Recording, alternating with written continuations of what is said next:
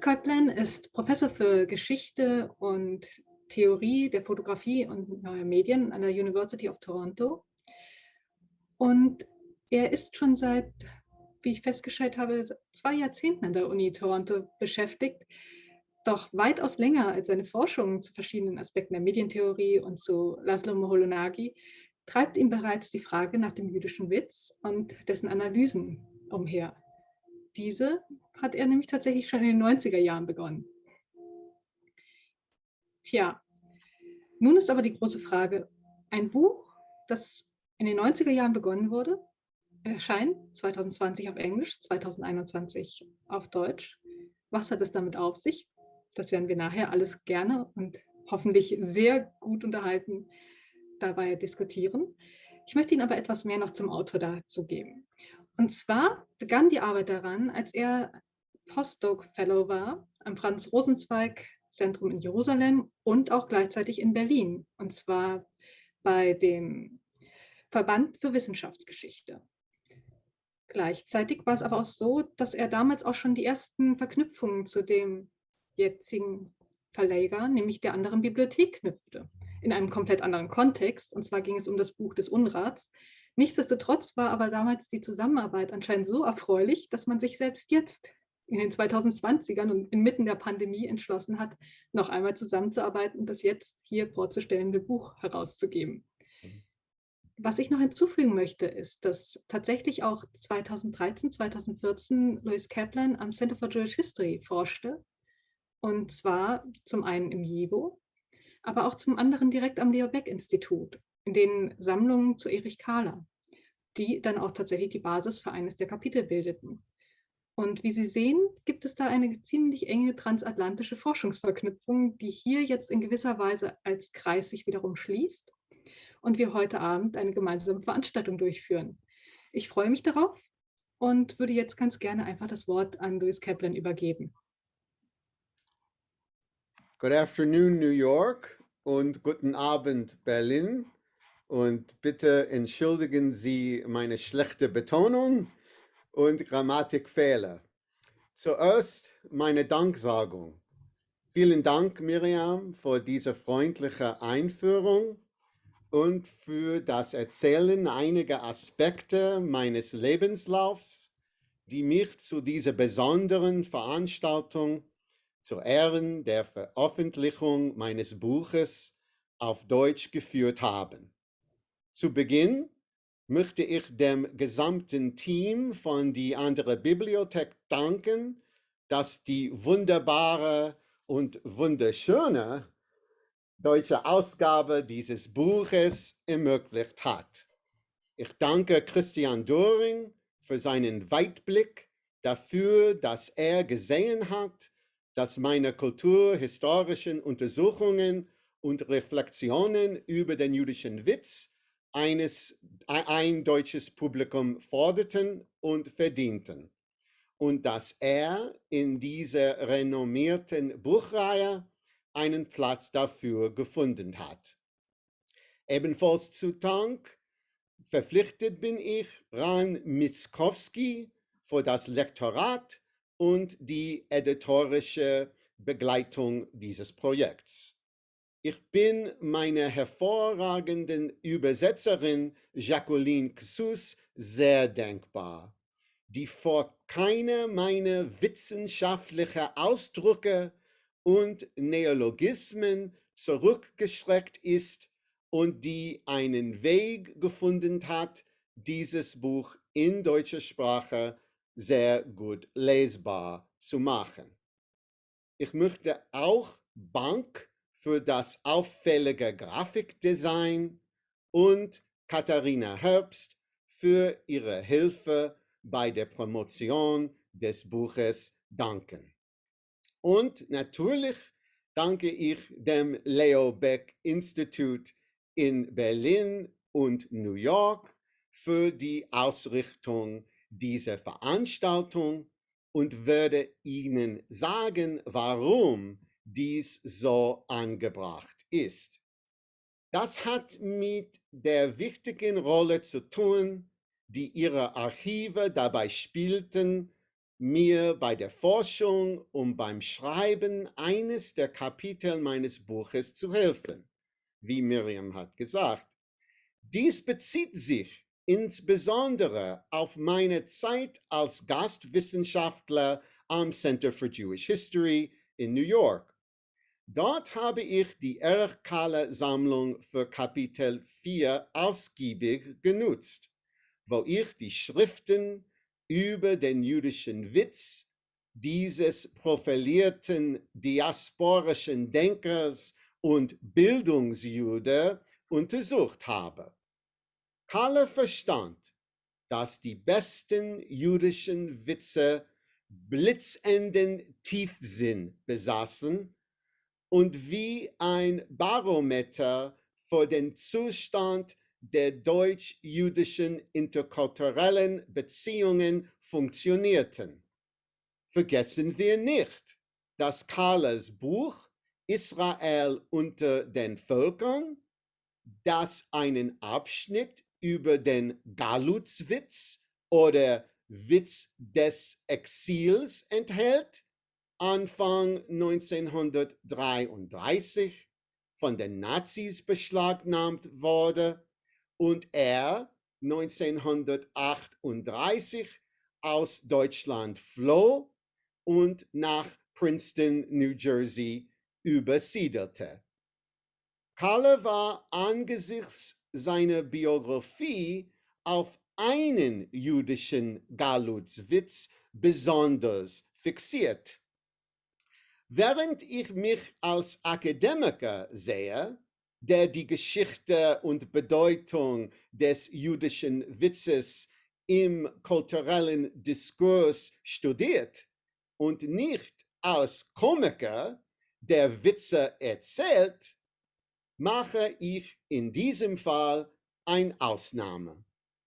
Ich erinnere mich an Kalles damaligen Lieblingswitz, nicht nur um als Eisbrecher zu dienen, sondern vor allem, weil der Witz die Exilgeschichte dieser transnationalen Institution anspricht.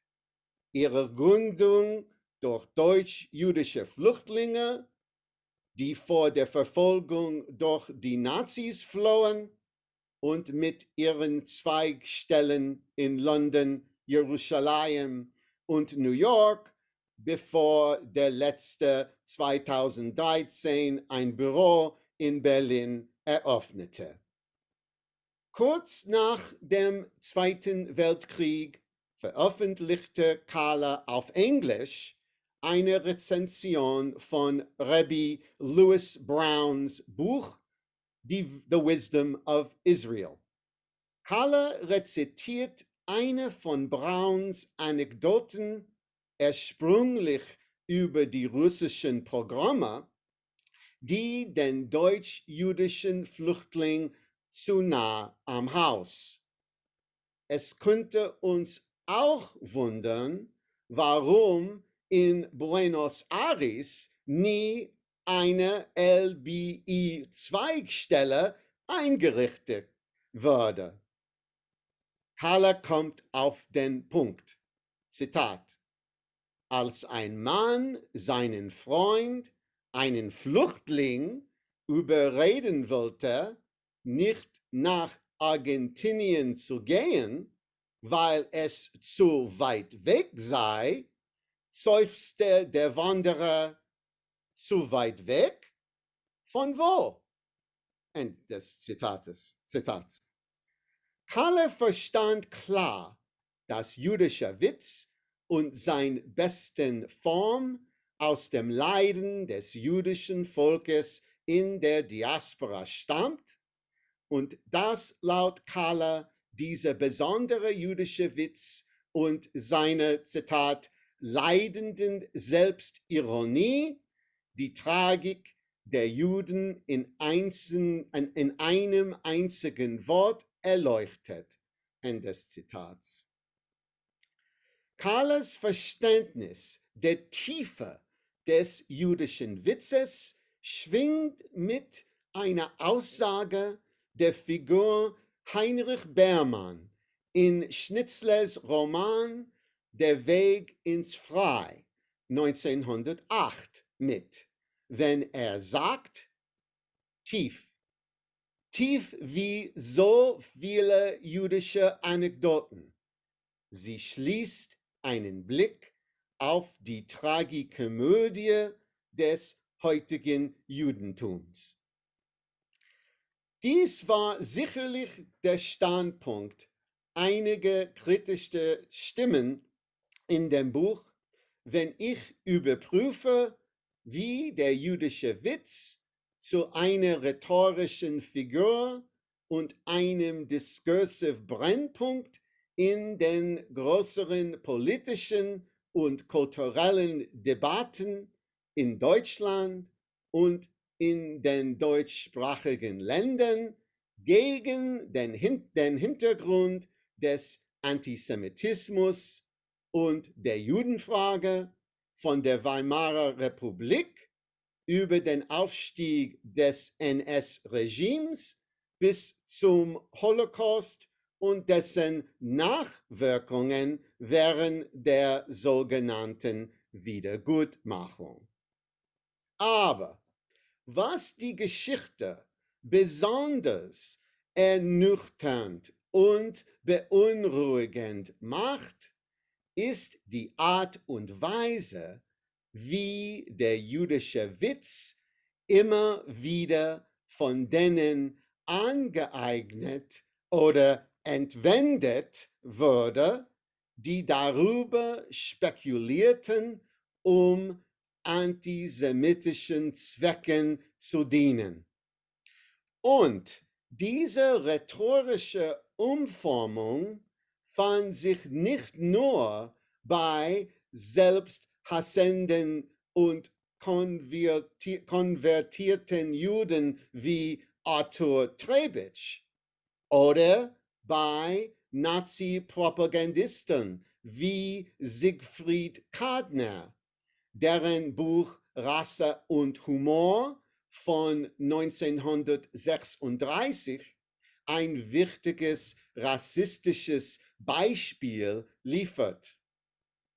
In der Tat finden wir beim neomarxistischen Kunstsammler und Kunsthistoriker Eduard Fuchs und seinem Buch Die Juden in der Karikatur 1921 eine Menge latenten Antisemitismus, wo er anknüpft in die Fußstapfen von Marx und Sombart und kann sich beispielsweise nicht von den negativen Klischees über Juden und Geld befreien. Und wir finden das gleiche Risiko in der Kadeko-Debatte über die Redefreiheit von Komikern in den mittleren Jahren der Weimarer Republik, wo Alfred Wiener und der Zentralverein argumentierten, dass jüdische Komiker die Grenze zur Selbsthassrede überschritten und dadurch Antisemitismus entfachten. Ein übergreifendes Thema meines Buches beschäftigt sich daher mit dem schmalen Grat und der schwankenden Grenze, die zwischen jüdischer Selbstironie und Selbstkritik einerseits und Antisemitismus und Judenhass andererseits besteht. Und jetzt ein Zitat von meinem Buch. Von größter Relevanz in diesem Kontext ist die vernichtende Kritik, die Sigmund Feldmann im Dezember 1926 in der Weltbühne am Kadiko und an anderen jüdischen Kabaretts übte. Der Theaterkritiker bezeichnete diese Art jüdischen Witz als nichts Geringeres denn Selbsthassrede und versah seinen Artikel mit dem provokanten und prägnanten Titel Jeder Jude seine eigene Antisemit. Obwohl sie vor über 95 Jahren geschrieben worden, sind diese Worte sogar oder besonders heute zu beachten, sei es in Bezug auf Feldmans Phrasierung oder um eine andere Wendung, Spin zu geben, vielleicht ihre eigene komische Umkehrung. Mit anderen Worten, jeder Nicht-Jude sein eigener Philosemit. So oder so haben wir den ambivalenten Kern und das schwankende Herz des jüdischen Witzes berührt.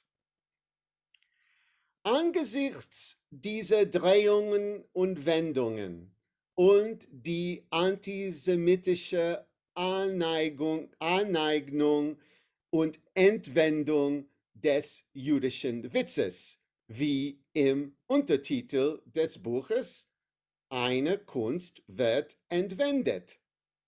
Überrascht es mich nicht, dass auf mein Buch verwiesen wird als eines der traurigsten Bücher, die jemals über Humor geschrieben wurden. In 2 kürzlich erschienenen Rezensionen, eine auf Englisch und die andere auf Deutsch.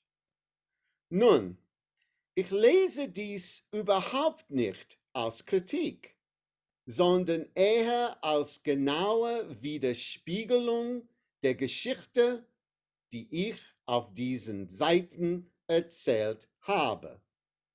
Einerseits schreibt Professor Amanda Prekup in Studies in American Humor, und ich lese das Zitat auf Englisch, At Wit's End could easily qualify as one of the saddest books on humor.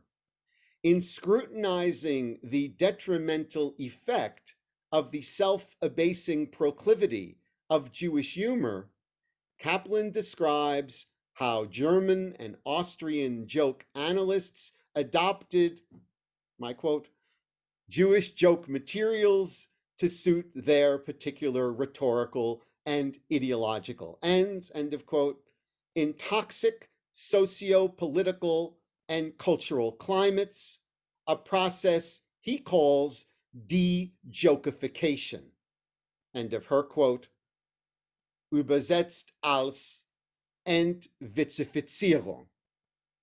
Unterdessen schloss Dr. Stefane Sabin ihre jüngste Online-Rezension mit dem Titel Lachen und Weinen in Faust. Tatsächlich gibt es in Kaplans Buch nichts zu lachen. Jetzt, auf unheimliche Weise erinnert Sabin hier an Josef Goebbels berüchtigten Tagebucheintrag am 27. März 1942 im Kontext des todbringenden Diskurses der Nazis gegen die Juden und ihre Witze. Goebbels schrieb, das Judentum hat nichts zu lachen. Es könnte als Epigraph für das Kapitel 5 über die kulturelle Aneignung selbsterniedrigender jüdischer Witze als Nazi-Propaganda dienen. Aber wie könnte es anders sein, angesichts des historischen Kontexts und Verlaufs eines Buches, das den tödlichen Diskurs über den jüdischen Witz, so der englische Untertitel des Buches, von der Weimarer Republik auf den Aufstieg Hitlers und die Nazis bis hin zur Shoah nachgezeichnet. Genau aus diesem Grund markiert das Buch die Transformation von jüdischen Witz zum Judenwitz, wie der deutsche Titel sagt. Oder wie es sich selbst verortet, at wit's end, wo man mit seiner Weisheit und Witz am Ende ist, im englischen Titel. Und als der Witz nach dem Holocaust und bei der Wiedergutmachung im Salzscher Landmanns umstrittenen Sammelband Der jüdische Witz wiederkehrte, brachte es das zutiefst zweideutige Phänomen hervor, das ich Witztrauer genannt habe. Joke mourning auf Englisch. War es angemessen, den Holocaust mit Witzen zu betrauern? Oder tat es Landmanns Buch aus Trauer einen Witz machen? Und das ist auch eine Frage, die wir uns heute noch in Bezug auf den Holocaust stellen können. Danke. Vielleicht können wir Ja, ein bisschen Unterhaltung.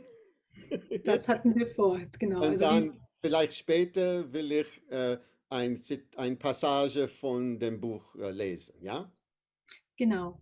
Danke. So, wie wir vorhin kurz besprochen hatten, werden wir jetzt erst einmal noch kurz untereinander reden und dann wird Louis Kaplan eine Passage aus seinem Vorwort noch vorlesen, damit Sie auch sehen und auch selber hören können, wie mit dieser Zweischneidigkeit des jüdischen Witzes umgegangen wird und vor allem, wo wir schon bei Zweischneidigkeit sind, wie mit einem sehr, sehr scharfen Schwert sehr scharf auch analysiert wird und herausgefunden wird, wie diese Ambivalenz sich entwickelte und auch von verschiedenen Akteurinnen und Akteuren über die Jahrzehnte benutzt und instrumentalisiert wurde.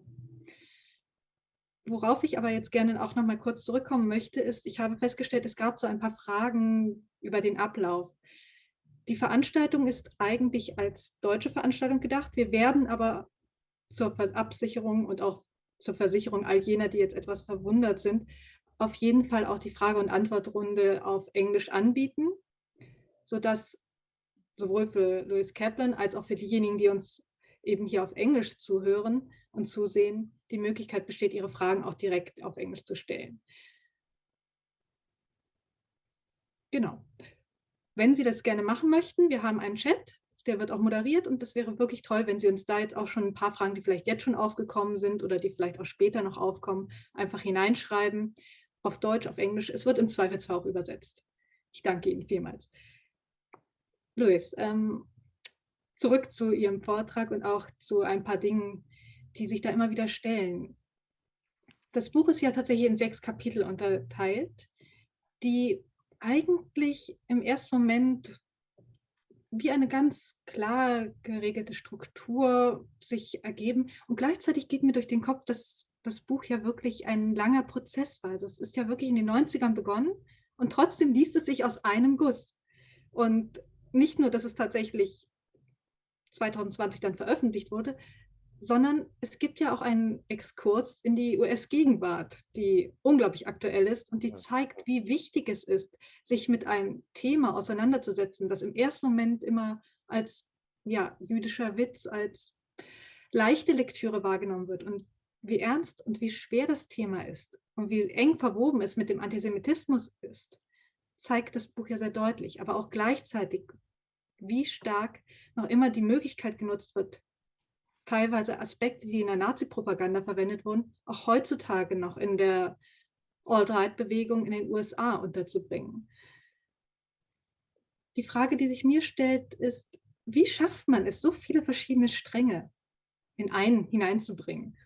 Und Louis Kaplan, Sie können gerne auch auf Englisch antworten und notfalls übersetzen wir dann, wenn es jemand benötigt. Thank you. Yeah, I think I will address it. I mean, I guess the first thing is that of course one can never predict when one starts a project and sends a message into the future that what 25 years after or more the time that I began the research and the writing, that the book would be so timely in relationship to some of the issues and resonate in the United States. I mean, who could have predicted in the 90s when I was a fellow at the Franz Rosenzweig Zentrum that in 2016 a populist neo-fascist named Donald Trump would be elected president of the United States, and things that would transpire like what happened in the Charlottesville rally or what happened in the synagogue in Pittsburgh. Who could have imagined that level of anti-Semitismus in the United States at that time? And of course, people talking very frankly in the United States about the parallels between the latter part of the Weimar Republic and the loss of or potential end of democracy and of democratic institutions in the United States. So no one could have thought that. And that is why, though, of course, in the English version and then translated by Jacqueline into German, I have at the end of the book written an afterword which thinks about these questions of the Jewish joke and how, as you said, how in a way there are some certain continuities that go into the present era in terms of particularly American comedy. So that's one thing. But do you want me to talk more about my origin story or how I got to this subject or That would be what? nice. Yeah, well, I mean, it's funny because I mean, I would say that I always was interested in this larger question of the borderline between wit and wisdom, or the borderline between Witz und Wissenschaft. And if a few people I think are here today that know me back from the early 90s, or when I was, for a postdoctoranden in Berlin and then in Jerusalem, I was fascinated with this question of Wissenschaft, and I actually published another book auf Deutsch. People may know where that word is in the title. It's called Wissenschaftliche Weltbetrachtungen, das verdammte Universum des Charles Forts, who was about this fellow who was a collector of scientific anomalies. And so I was already interested in that borderline. And you could also say the book that I did with the Andere Bibliothek the first time around that I bearbeitet, that I edited and wrote about, Das Buch des Unrats, that book was really on the borderline also between science and humor. It was about this question of scatology, right? And the anthropological study of the scatological, which one could take very seriously, but at the same time one could take as a joke, one could take in terms of scatological humor. So this has always been my theme. And then I thought, well, maybe it makes sense to play out this dialectic on the terrain of the Jewish joke, which of course, I've always been fascinated. I mean, the question always is, do you define your Jewish identity in relationship to Jewish humor? There are a lot of people in the 21st century that do that, and I kind of feel that I've always been in that camp. And then, the story was that then my dear friend Martin Bauer, who is in the audience tonight and who has supported this project from the very beginning, he informed me about this new Center for Deutsch-Jüdische Kulturgeschichte und Literatur at the Hebräische Universität in Jerusalem, and that they were accepting postdoctoral fellows. And so I put together this application under the title The Joke and the Question, right? Der Witz und die Frage. So even then, Miriam, from the very first beginnings of this project, I was thinking about the relationship between Judenwitz und Judenfrage. And I felt that that was an area that, in terms of the studies of Weimar Republic and of Nazi Germany and of the Holocaust, no one had really made that kind of intervention. And in a way, I was lucky in the sense that, sometimes people say that certain topics have a limited shelf life, because to start this project in the early 90s and then, not to be able to finish it, because then, as in terms of how my Lebenslauf goes, I became a photo historian and I needed a day job. So I was, that was really, from my work on Maholi, that's where I was kind of trained. And then I started down that path to become a professor and then become tenured and what have you. So I had to leave this work aside for, a very long time until the Center for Jewish History and YIVO and the Leo Baeck Institute gave me the opportunity in 2013-14 to come back to the project when I had this opportunity to be a guest Wissenschaftler there. So that's the sort of trajectory. So I wrote the first half of the manuscript as a Rosenzweig Fellow, and then I did the second half in New York during that sabbatical year. And that's why I always say to students today and to postdoctoral students, if there are any out there in our audience, please don't follow my example. Don't write half a manuscript if you get a grant to have the opportunity to do a postdoctorate fellowship and not finish it and wait 25 years later. Don't follow my example. Very bad. But the other thing, if I may, if I'm talking too much, let me know. But the other thing I wanted to say about, the origin of the project, and I wanted to talk a little bit more about this question of identity. There's no doubt that this book is also a reflection and a projection of my own coping strategies, or like we talk about a Bewältigungsmechanismus, using jüdische Witz to help me to come to terms with the Holocaust and to come to terms with the legacy. And perhaps you could say that on a personal level myself, that this project helped me to convert the suffering and the Leid into laughter, into das Lachen in this way, right? But at the same time, I don't want to talk about this strategy in terms of helping me find my Jewish identity in any essentialist way. And what I mean by that, Miriam, is that there's a paradox. As of course, when we deal with jüdische Witz, we're always dealing with aporia and with paradoxes. And I think here, the irony or the paradox is that when one identifies with jüdische Witz, one is identifying with something that involves self-mockery, something that makes fun of the self, something that makes fun of the quest for identity. So much humor involves splitting of the self. It involves doubling. It involves double plays. And so that's where I think we also always have to remember that kind of undecidable state, so that in all these ways, in this paradoxical way, jüdische Witz problematizes the scene of identification.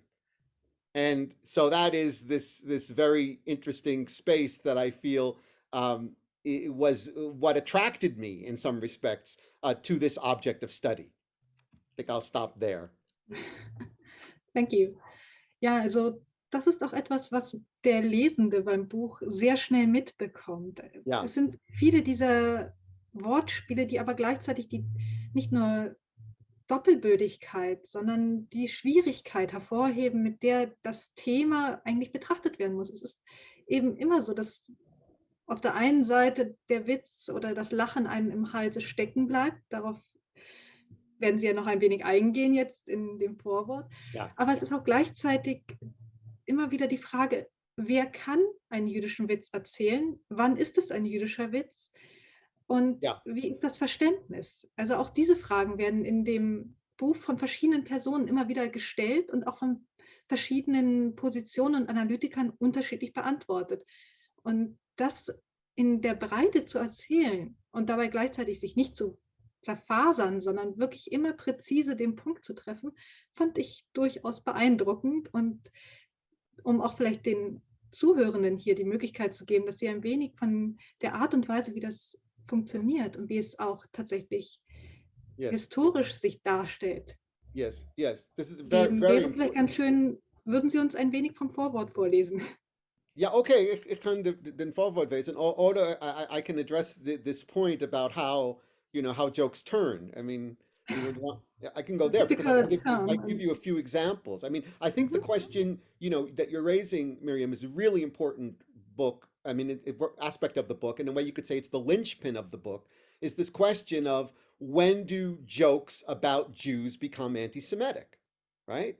And and then, like you said, I mean, you started to point out that we really need to think about context, and we really need to think about the historical conditions, who is telling the joke, why they're telling the joke, when they're telling the joke, who is the audience.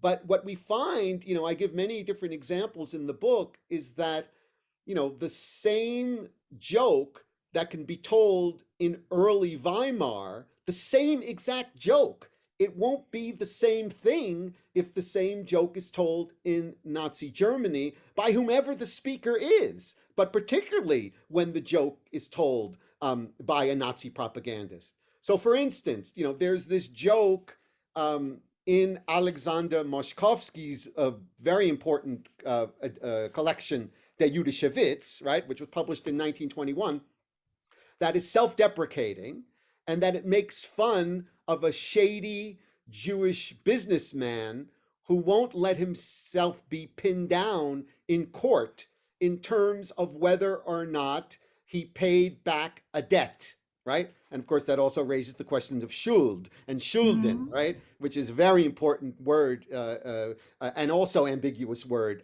in my book, right? As it plays between debts and guilt, right? So he wants to stay in this state of uncertainty and ambiguity and of Schwenkende, right? Vacillation, which of course is the position of the jüdische Witz. And so on page 306 in the book, auf Deutsch, I talk about this joke then as it was taken up then in 1936, the same exact joke, but now by the Nazi propagandist Siegfried Kadner, right? And he introduces it and says, wie über die Ehre, so über den Eid. Die Einstellung spiegelt sich trefflich wieder im folgenden Zwiegespräch. Vorsitzender, also, was können Sie beschwören? Haben Sie dem Kläger die Summe bezahlt? Beklagter, höchstwahrscheinlich. Vorsitzender, höchstwahrscheinlich gibt es nicht beim Eid. Sie haben zu schwören, ich habe bezahlt oder ich habe nicht bezahlt. Beklagter, ja, so möchte ich schwören. Okay? So the same joke here gets twisted in Nazi propaganda, as a proof, as further proof of immoral and degenerate Jewish behavior, right? So a Jewish joke which wants to remain ambivalent, right, in keeping with the vacillating nature of the joke in general, it's appropriated, right? Which we can talk about as, kulturelle Eineignung, which is a very popular topic these days, right? And he wants to make it speak the language of certainty. He wants to make it speak the language of swearing, right? And to affirm the truth of Jewish deceitfulness. So the same joke becomes a powerful anti-Semitic weapon made to disparage the deceitful and the dubious inability of the Jew to keep his oaths and his promises. And thereby it's used to justify the exclusion of the Jews from the protection of the law, which of course was one of the key moves of the Nazi regime. So that's a good example. We also find jokes, another thing, and of course this is one of the reasons why Salcia Landmann's book was so criticized and so controversial, because, like, for instance, she tells a joke. I have it here only in English. The title in German was "Was ist Zionismus?" Right? What is Zionism? And the joke is, a first Jew contracts a second Jew to find a third Jew to give money to a fourth Jew to go to Palestine. And that's a joke that Salcia Landmann tells in the Juedische Witz compilation. But that same joke actually appeared in the Nazi satirical magazine Der Brennnessel, right, which can be translated into English as the stinging nettles or the burning nettles, right, auf Deutsch, Der Brennnessel. And so people were going crazy. They were saying, why are you regurgitating these jokes in order to inflame anti-Semitic stereotypes? We need to move on from these jokes that appeared in Nazi propaganda satire like Der Brennnessel. So this, I think, are two examples of Witze that address your point and your question about the slippery aspects of how jokes in one context can be used as having fun among the group in the ghetto life, let's say, of making fun of Jewish faults. And of course, we remember that Sigmund Freud was so enamored by the Jüdische Witz because of this ability to make fun of themselves, but then to be appropriated and misappropriated in these ways. This is the key, I think, to what my study reviews throughout the course of the history. In gewisser Weise war es ja auch so, dass ein paar von den Erlebnissen einem fast vorkommen, als wäre es eine Ironie in sich selber. Denn nehmen wir das Beispiel von Eduard Fuchs.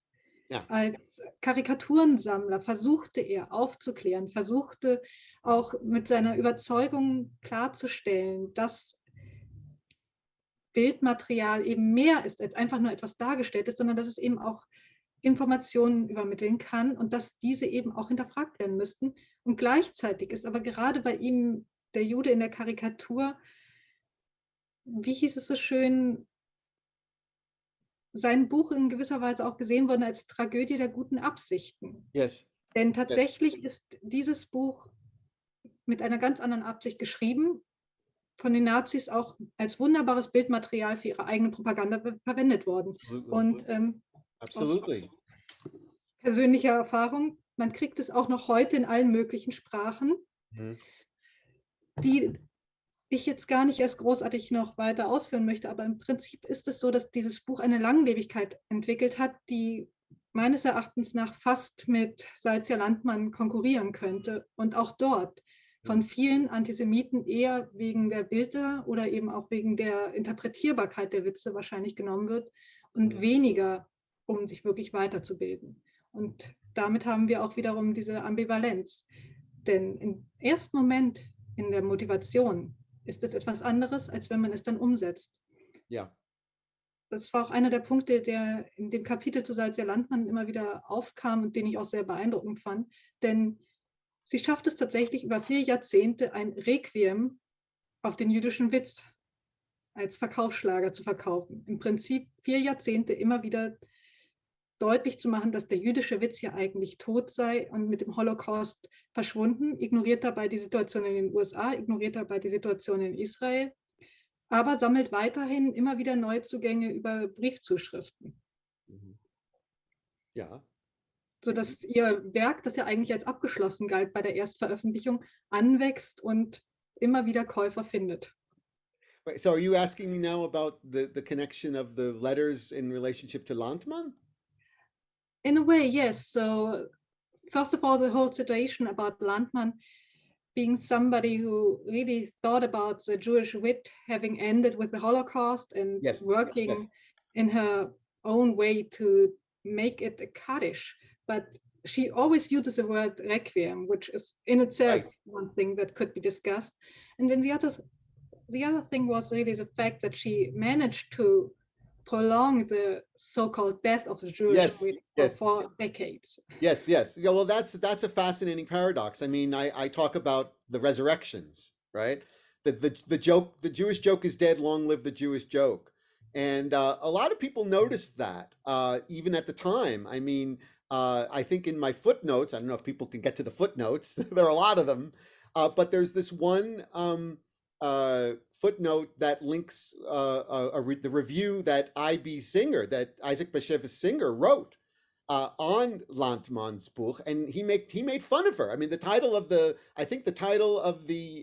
review, the Besprechung, is "The Everlasting Jewish Joke," right? And and he tells this anecdote about a guy who's supposed to be dead, and he goes to his doctor, and and the doctor says, technically you're a corpse, right? But here you are in my office wanting to get a cure. And he tells that punchline in that joke. I wish I could find it immediately, but I can't.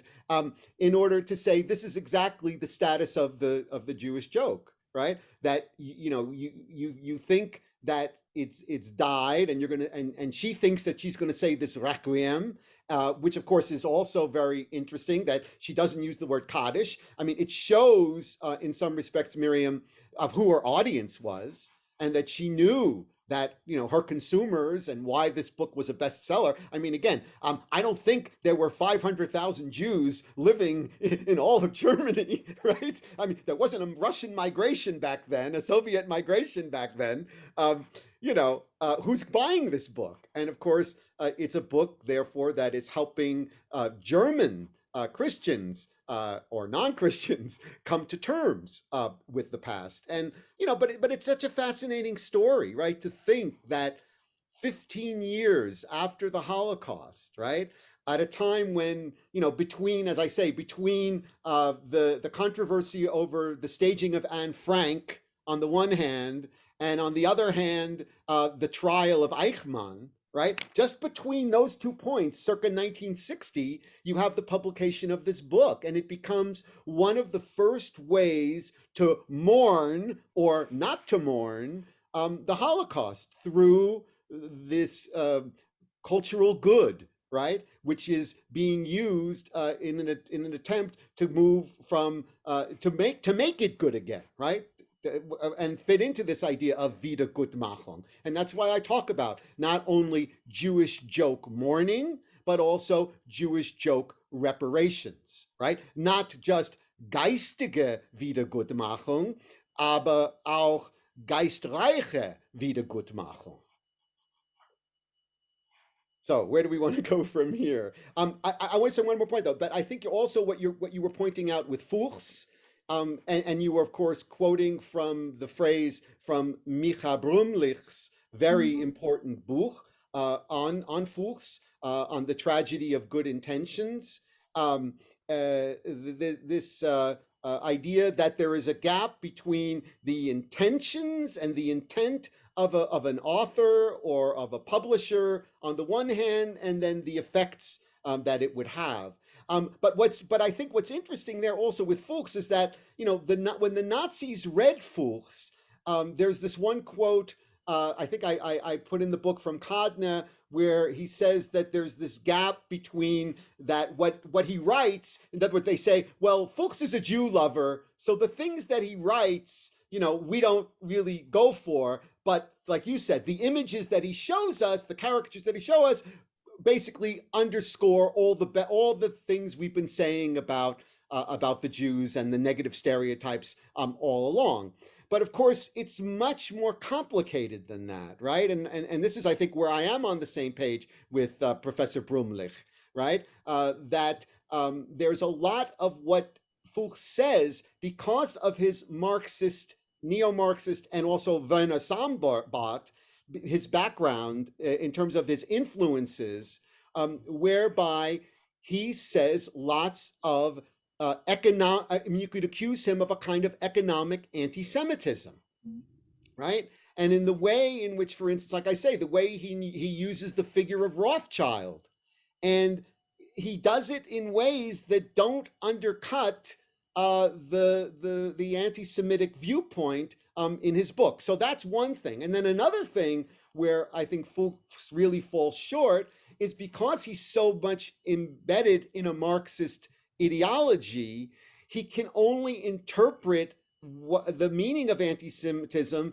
in economic terms, that it comes out of these tensions in the social and economic circumstances whereby the Jews are the capitalists and the proletariat are accusing them of occupying these positions of banking, et cetera, et cetera. We know the old story, right? But in that way, he gets blinded to the racist anti-Semitism that's rising with the Nazis. And of course, the great irony here, Miriam, is the fact that he reproduces that plakat made by Adolf Hitler from 1920 in these elections, which is unbelievable because he has such a naive reading of that image where he doesn't really see, the possibility of the racism in this image and how it, and the effect and the impact that it would have, right? As setting up the Jew as this kind of bogeyman, right? Who is going to rape the German maidens, and how all of that kind of rhetoric and propaganda would, the emotional charge of that,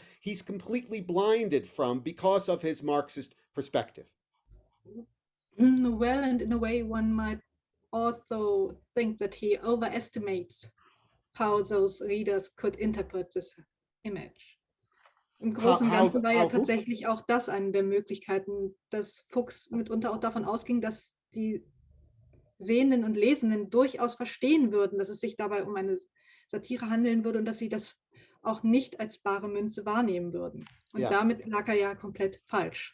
I'm going to hold up the image for the people because can we see it here or not? It's not coming through. Hold on, let me see. There. Well, I've got my virtual screen on, so it's not coming through. But you've got it. Thank you. You don't have a virtual screen. Yeah, so you can show everyone that image. So good. That was it. So maybe now is a good time. But maybe now that we've talked about that particular build, it's a good opportunity to move into my reading of the second of the last part of my forward, because Hitler plays an important role there. Yeah? Yes. Okay, very good. Sehr gut. Okay, so let me find mein Platz here. Dann haben wir die Überleitung ja gut hinbekommen. Segue. Okay, so I say, so jetzt möchte ich die zweite Hälfte des Vorworts lesen, das ich speziell für die deutsche Ausgabe geschrieben habe. Dieser Abschnitt enthält das, was Dr. Jakob Hessing in seiner Rezension im Tagesspiegel mit dem scharfsinnigen Titel das zweischneidige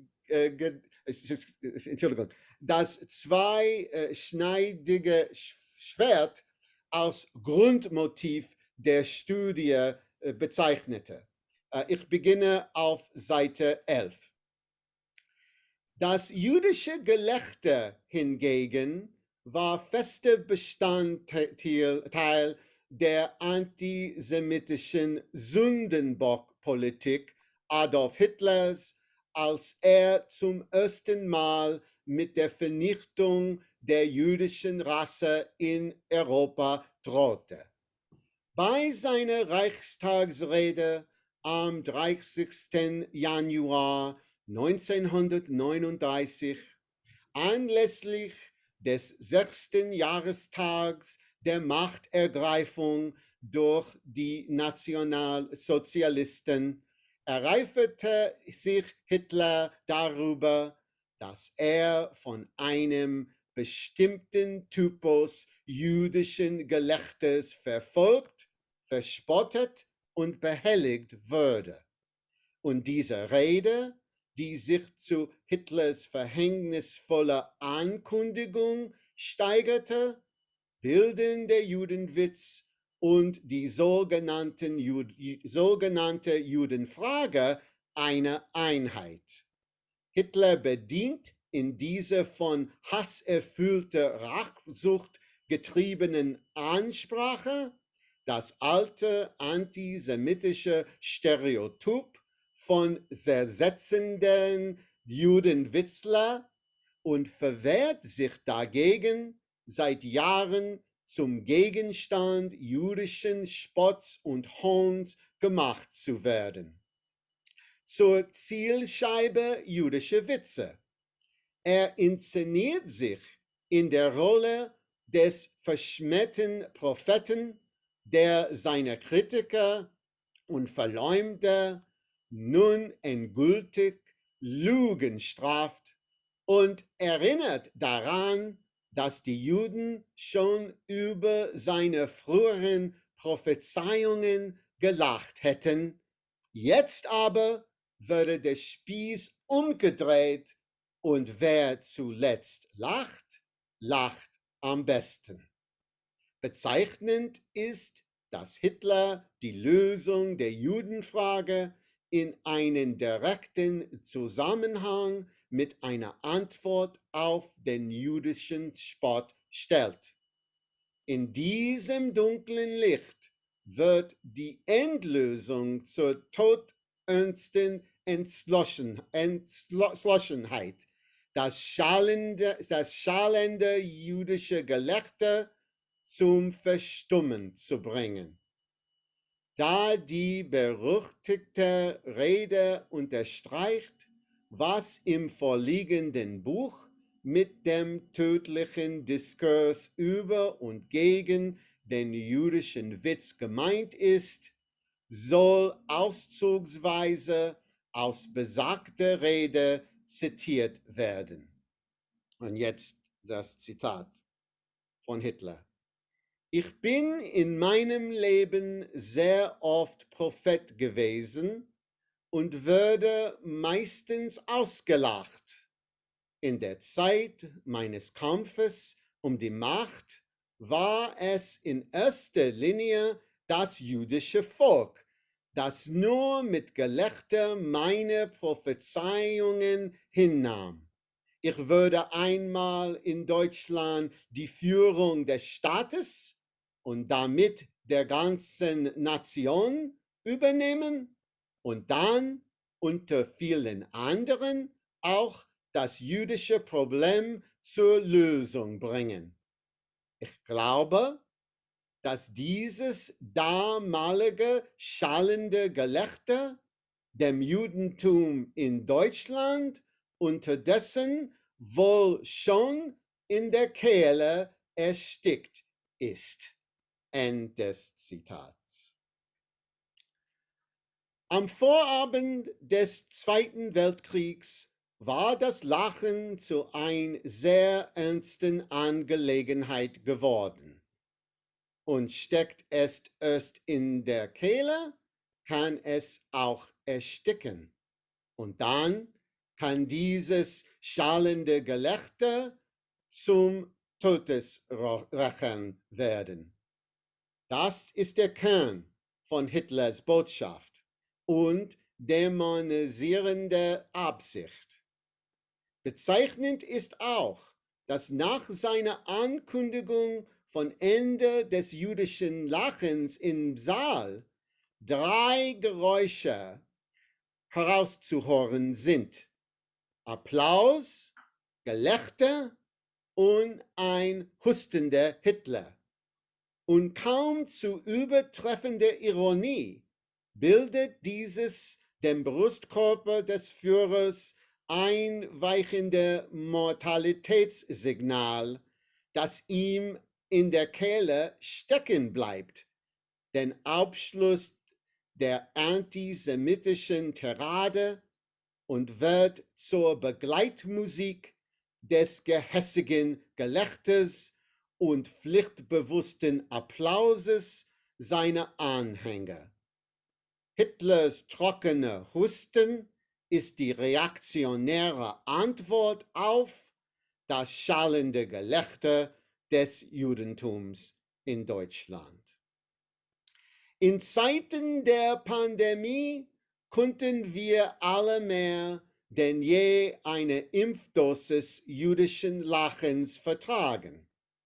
Die Beziehung von Lachen und Leid oder von Lachen, das dem Erlittenen entspringt, gehört gewiss zu den wichtigsten Erkenntnissen im Zusammenhang mit der kulturellen Rolle und historischen Funktion des jüdischen Witzes. Sie ist auch der Grund, warum wir uns besonders in schwierigen Zeiten auf ihn besinnen, als Bewältigungsmechanismus und als komisches, die Spannung lösendes Ventil. Zu einer Zeit schließlich, da in Europa und Nordamerika der verdrängte Hass gegen Juden und andere Minderheiten unter Federführung von Neonazis und Alt-Right-Gruppen wieder aufbricht, scheint es umso angebrachter, sich mit dem jüdischen Witz und seinem belasteten Verhältnis zum Antisemitismus zu beschäftigen. Umgekehrt höre ich aber auch auf das, was uns jüdische Witze nicht sagen können und was sich einer Reflexion häufig widersetzt.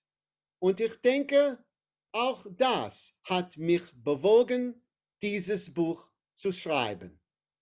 Das trifft vor allem dann zu, wenn uns jüdische Witze an den Punkt bringen, wo der Rest nicht Schweigen ist, sondern schallendes Gelächter.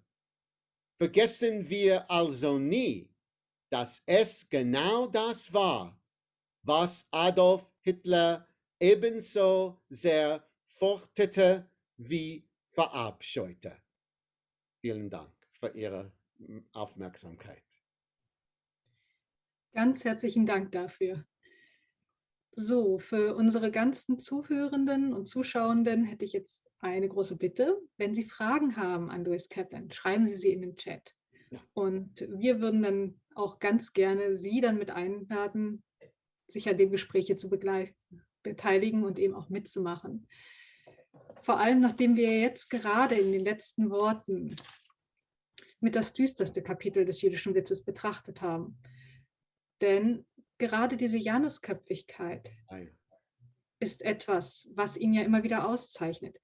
Gleichzeitig war es aber schon so, dass selbst Freud und Fuchs immer wieder darauf hingewiesen haben, dass ja der jüdische Witz etwas Besonderes sei. Und zwar, dass die Selbstironie und Selbstkritik sein einmaliges Merkmal sei. Und gerade dann merkt man, wenn sie in der Nazi-Propaganda missbraucht wurden, wie seltsam es mitunter ist, wenn dann die Ironie wieder zum Tragen kommt. Was mir immer wieder durch den Kopf ging beim Lesen des Buches, war ein wenig die Situation in der Weimarer Republik. Denn letztendlich Alfred Wiener, der den meisten hier ja durch die Wiener Library bekannt sein dürfte, ja, vom Zentralverein, war einer der aktivsten Akteure und auch Kritiker des jüdischen Witzes im Kabarett. Ja. Und zwar in dem Fall gab es ja da die Auseinandersetzung mit dem Kadeko, also dem Kabarett der Komiker, und Kurt Robitschek, der wiederum selber, ähnlich wie Alfred Wiener, dann später im Exil vor den Nazis fliehen musste. Wie ist das jetzt eigentlich auch mit dieser Situation? Sie hatten ja schon das Zitat gebracht, ein jeder Jude sein eigener Antisemit. Wie war das Verhältnis von der Weimarer Republik, wo ja der Zentralverein nicht nur Goebbels anklagte, sondern eben gleichermaßen auch Comedians vor den Kadi zehrte, um letztendlich dann ihre eigene Situation zu klären und sicherzustellen, dass der jüdische Witz nicht für Feinde instrumentalisiert werden konnte. Also zum einen wäre jetzt die Frage, der Knackpunkt in der Weimarer Republik, wo Meinungsfreiheit und Instrumentalisierung aufeinander trafen. Und zum anderen eben auch die Situation, inwieweit das dann tatsächlich den möglicherweise Nährboden auch für die Nazi-Propaganda lieferte. Mm-hmm. Yeah. Well, I mean, the first thing to say in response to what you're addressing here in terms of the case of Alfred Wiener is that I point out in the book that the question that I raise is it a coincidence that in 1925, the first time that he really became aware of Nazi anti-Semitism and declared it, and in a way declared the threat of the Nazis, that in the very same year that he does that, he also is aware of the potential, what I call self-hate speech, right? You could say that the first case is hate speech, right?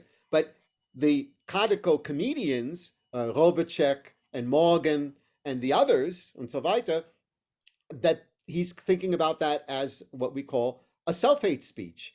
And you can say that, again, they go together, that there is, like we're pointing out, this Janus Kopfigkeit, this Janus-faced phenomenon, whereby, I mean, Wiener, I think, was very astute and very aware to see that the two things feed on each other, right? That there's a way in which,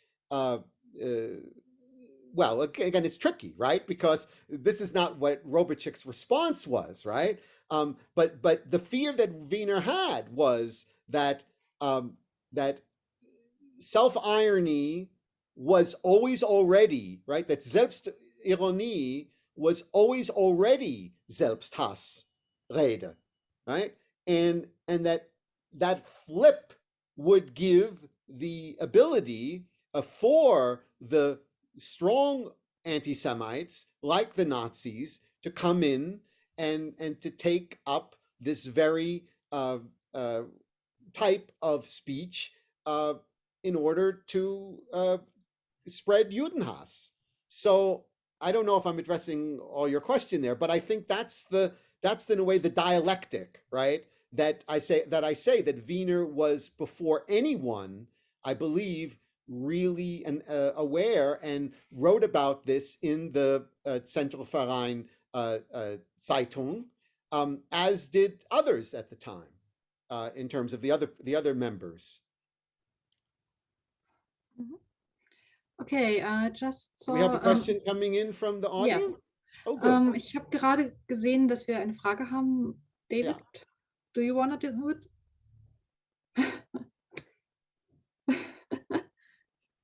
Da wir einen meiner Kollegen extra noch gebeten haben, auch noch mal einzuspringen, damit sie nicht alle hier mit einem Deutsch-Englisch Akzent noch von meiner Seite hören müssen. So is there any reactions to the book that have surprised me? Ja, genau. In particular? Thank you, James. What reactions have surprised me in terms of the reviews, in terms of, I mean, obviously, I've been very flattered and pleased with the German reviews thus far. I addressed a few of them in my remarks, whether it be Dr. Jakob Hessing in the Tagesspiegel. There also was a very lovely review in the FATS by, I think, Alexandra Wach, I think that's her name, right? Who reviewed it there. I think, but again, obviously, it's interesting to note that, one can compare the American or the English reviews with the German reviews, and obviously there's a different sensibility there, right? Because of the history. I mean, I was very honored that Dr. Kessel, yes, Martina Kessel from Bielefeld, wrote a wonderful review of the book for Central European History, which was written in English, but of course, with her being a leading German historian on such topics, it was written in English from that perspective.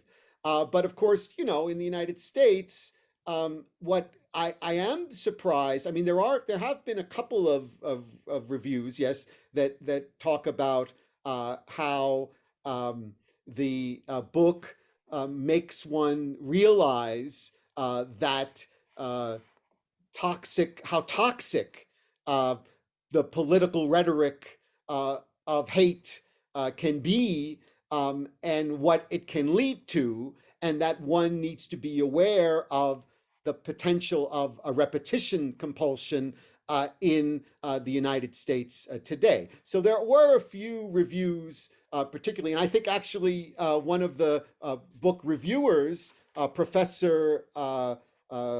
the professors who talked about, where was this quote? Yeah, the idea that potentially offensive humor coupled with a toxic political climate and xenophobia can have deadly consequences. I mean, that's on the back book cover from the American edition, but obviously that's thinking particularly, right, about what was happening during the era of Trump when the book was published. So I hope that, James, that addresses some of your question. Vielen Dank dafür. Nun gut, also ich schaue gerade. Oh, we have two more questions, I see. Ja. Auch nochmal dafür, Dankeschön. Oh, he says danke, okay. Dann würde ich sagen, hätte ich noch eine Frage, auch wenn sie schon mehrfach jetzt immer wieder hineinkam, aber sie war auch eine, die ich im Chat hin und wieder gesehen hatte.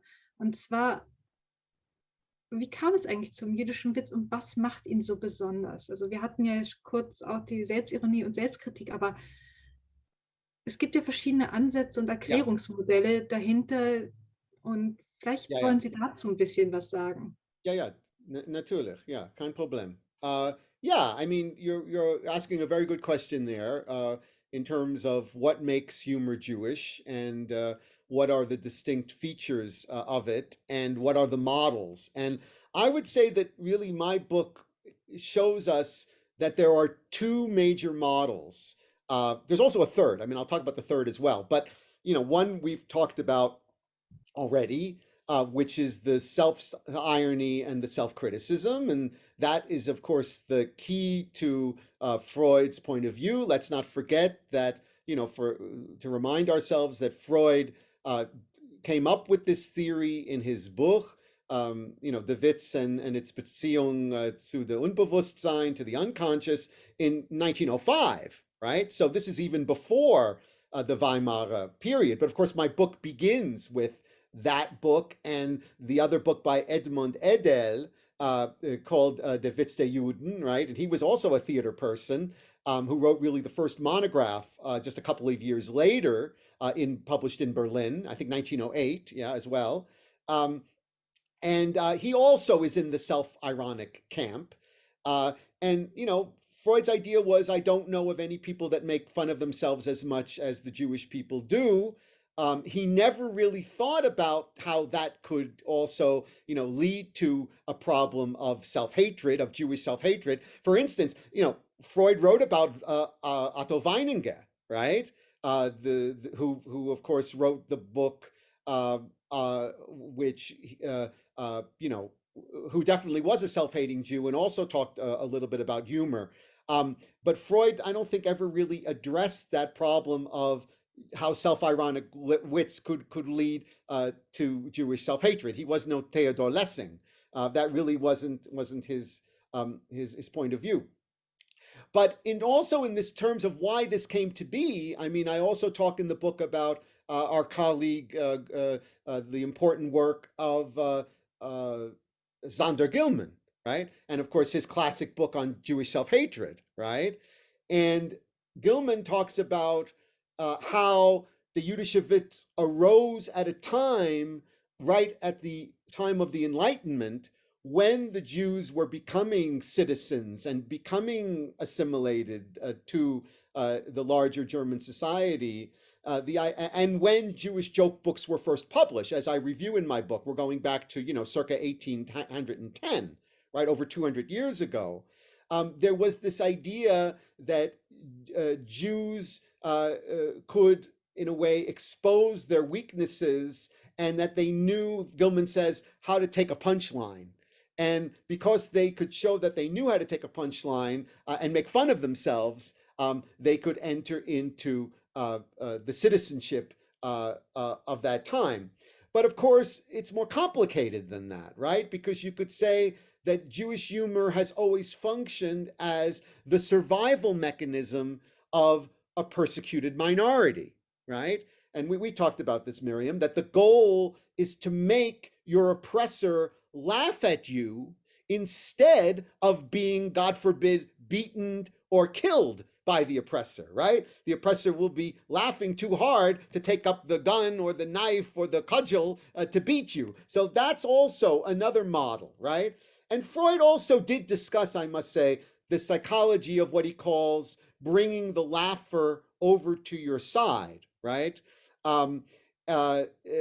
So this is a way to relieve the tension and the anxiety that the Jews are feeling as a persecuted minority. And it also goes along with this larger idea of comic relief, right? So in all these ways, right, we look at this idea that the Jews are a persecuted minority, and we have this other idea that we also find in Landmann, the idea that the joke becomes the weapon of the defenseless, right? Of those who don't have state power, they turn to the Jewish joke as their weapon, right? As this survival mechanism. And of course, that fits along also, Miriam, with what you were saying before about why Landmann believes that the Jewish joke has no place in Israel, right? That's also part of her theory, because she believes once you have state power, you no longer need the Jewish joke, right? Now, I'm sure a lot of Israeli comedians today would not take so well to Landmann's comments. Now, let me say one more thing, but I see Martin has a question. But let me get to one more theory, which I think is really important. And it's come up, right? And certainly it's the theory that comes up more and more after the Holocaust, right? But it's much older than that, right? And that's the kind of melancholy that is at the heart of Jewish humor, and the idea that Jewish humor is a laughter through tears, right? I mean, even that review by Dr. Zabin, the title is Lachen und Weinen, right? It's we laugh through our tears. And this understanding of Jewish humor has become very popular, obviously, after the Holocaust. But it goes back to the time of the pogroms as well. I mean, any period where there has been this kind of anti-Semitism, which has led to the transformation or the transmutation of Jewish suffering and of Jewish pain into laughter. And I think also that this is a viewpoint that resonates today and that can be appreciated in these days of COVID, where we are facing a plague on a daily basis, and where we need Jewish humor to lighten the heaviness of that situation of living in a time of plague, living in a time of disease. Okay. Damit wären wir unglaublich aktuell wieder. So we came up to the present, and really thank you for giving such an in-depth analysis in such a short time. Okay. So Do we want to take Martin's we question? have one more question from the chat. So I would say that's our last question. And I hope we can just get it answered by you, but I'm quite certain that you will be able to Well, do so. it's a big question, Martin, and Yeah, I know.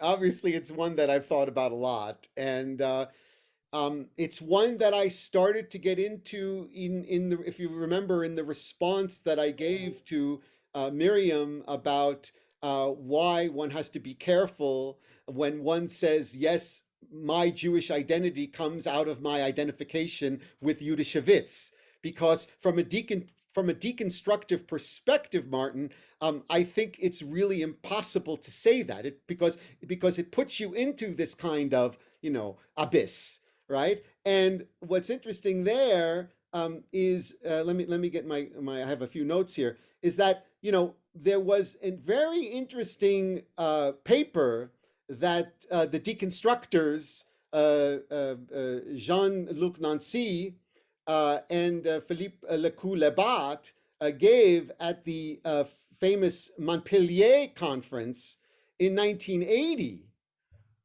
where the conference was titled, "Is Psychoanalysis a histoire juif?" Right?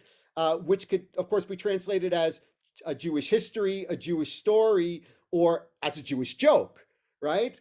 And they pointed out there, these deconstructors, right, back in 1980, that the Jewish Witz problematizes the scene of identification, right? And it became for them a critique of Freudian psychoanalysis from a deconstructive perspective.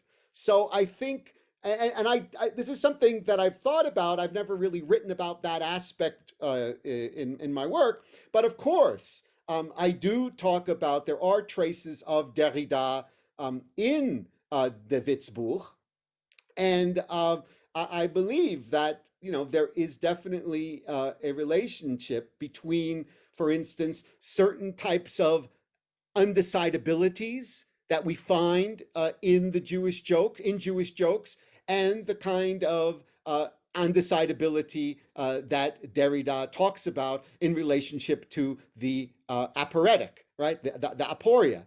And it also reminds me, to shift gears, Martin, that there's also a really interesting quote from Satya Lantman that I have in the footnotes, where she says that I got interested in Jewish humor when I was taking a course on Kant with Professor Schmalenbach in Switzerland, and he was talking about the aporia in Kant's critiques, and whether space and time were finite or infinite.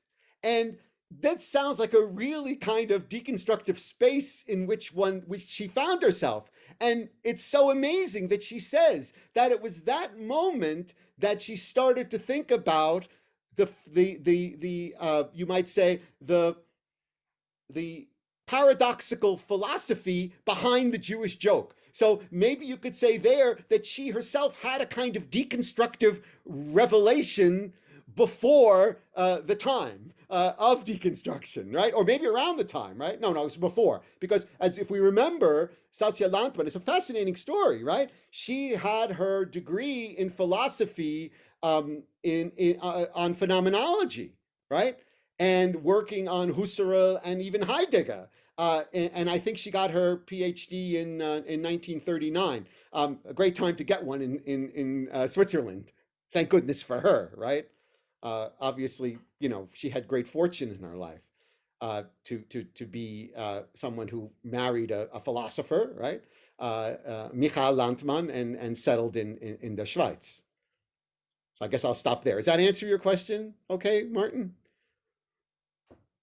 I went through some byways, but hopefully I addressed this idea. But no, I mean, I would say that, the idea, if there's like a Gespenster that's haunting my book, it's certainly the Gespenster of deconstruction.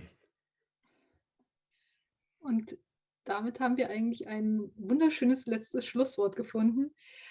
Ich danke ganz, ganz, ganz herzlich erstmal hier allen Zuhörenden, aber vor allem auch Ihnen, Louis Kaplan, für Ihren wunderbaren Vortrag, Ihre wunderbare Einführung in das Buch und all jenen, die es bisher noch nicht gekauft haben sollten, noch nicht gelesen haben sollten, kann ich es nur wärmstens ans Herz legen.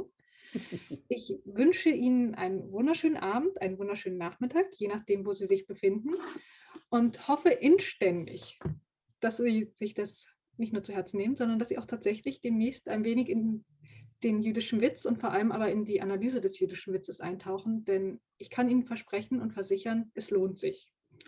Vielen Dank und